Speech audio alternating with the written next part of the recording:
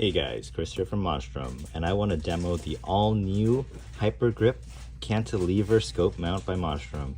So what we have here is a quick release, but we've updated it pretty well, as you can see. So they now feature these buttons you have to press to engage the quick release mechanism. And if you look down here, that button basically acts as a lever for this J-hook. And you see a little slot right there? That's cut right into the body of the scope mount. So when you press, you can push back like that, and it comes right out, and it provides you an extremely secure connection. So in case you drop your rifle, you won't have to worry about, like, engaging the quick release accidentally and it coming off. You have to press the button to engage it before it comes off. All right, so I just wanted to make a video real quick to show you guys how the button works, also how to tighten it in case it's loose on your rifle. So let's pretend it's a rifle, and I'm not using a rifle because a lot of YouTube and Amazon restrictions will take this down. But anyways, you'll put this on, make sure it's mounted on there. So let me take a look.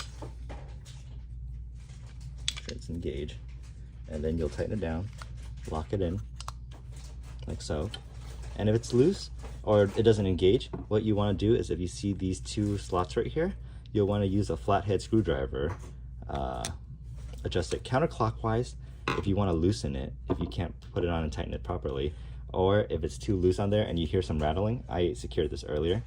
Then you'll want to tighten it going clockwise on both sides until you feel that it's a solid connection, And let's see what else to tell you guys.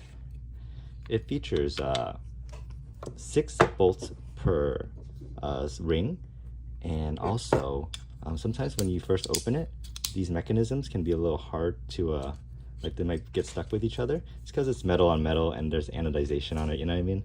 So what I would recommend is a little bit of WD-40. This one had a hard time, it was stuck a little bit, so once I applied it, it was really smooth after that. And yeah, that's basically it.